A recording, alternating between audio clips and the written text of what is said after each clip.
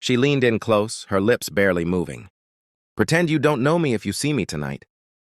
The music thumped through the walls of my apartment, leaking from her phone as she checked the time.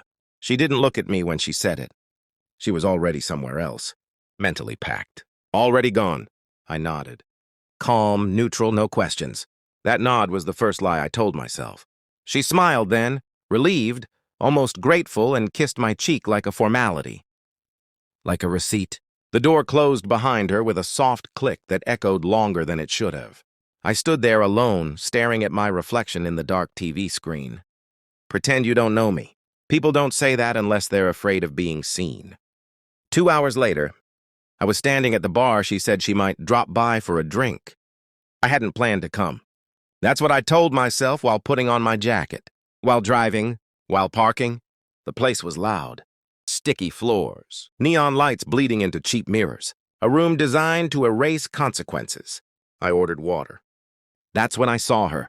She was laughing, head tilted back, one hand resting casually on a man's chest, like it belonged there, like it had practiced the motion before, not a coworker, not a stranger. Too close, too familiar. My chest didn't tighten, my hands didn't shake. That scared me more than rage ever could. I stayed where I was. Watched. She leaned in to whisper something. He smiled the way men smile when they think they've already won. I took one step forward. She turned. Her eyes met mine and froze. Time didn't slow. It stopped. Her face drained of color, pupils shrinking like she'd just looked into a light she couldn't escape. The man followed her gaze, confused, then irritated. I didn't react. I didn't wave. I didn't smile. I just stood there, quiet proof that reality had arrived early. She mouthed my name. I looked past her, ordered another water. The drive home was silent. No music, no messages. My phone stayed face down on the seat like a dead thing. I replayed everything. The sudden late nights. The way she guarded her phone like it contained state secrets. The new perfume she never wore around me. I hadn't wanted to see it. But once you see the pattern, you can't unsee it. And I'm very good with patterns. By morning, I wasn't angry. I was precise. I pulled phone records, shared locations, old photos I'd never bothered to zoom into before. Reflections, shadows, hands that didn't belong to me. Each detail clicked into place like a mechanism finishing its assembly. By noon, I knew who he was. By evening, I knew how long it had been going on. And by night, I knew exactly where to stand the next time she thought she was safe. Because the worst part of betrayal isn't the lie. It's thinking you're clever enough to get away with it. She came home late the next night. Too careful. Too quiet.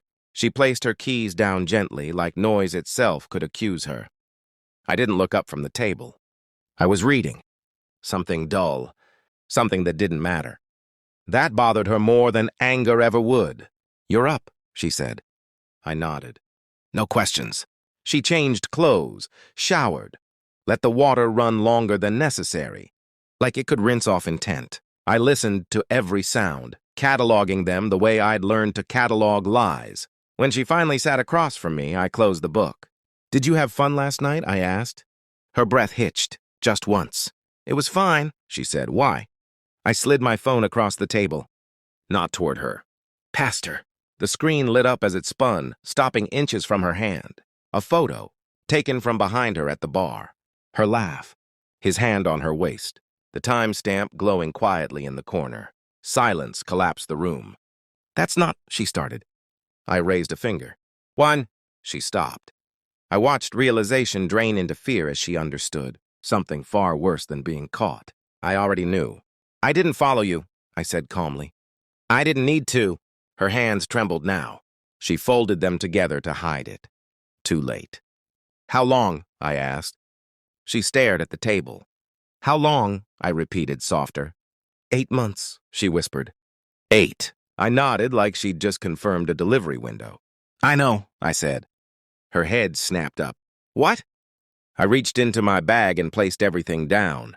Phone records, screenshots, locations, dates circled in red, patterns mapped cleanly and neatly.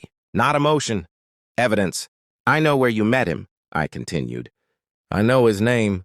"I know he thinks you're single?" I know you told him I was controlling. Her mouth opened. No sound came out. I also know, I added, standing up, that he has a wife. That broke her. She stood too fast, chair scraping. You wouldn't? I already did. Her knees buckled. She grabbed the table like it could keep her upright. You ruined everything, she cried. I shook my head. No, I said. You gambled everything. I just stopped pretending. I picked up my jacket. You asked me to pretend I didn't know you, I said at the door. I listened. She sobbed my name. I didn't turn around. Outside, the night air was clean, sharp, honest. I didn't feel victorious or sad. I felt empty in the way a room feels after a fire. Nothing left to burn, nothing left to save. Some people think closure is forgiveness. They're wrong. Closure is seeing the truth clearly and choosing yourself anyway. I walked away without looking back. Because the moment she asked me to pretend, she stopped existing to me.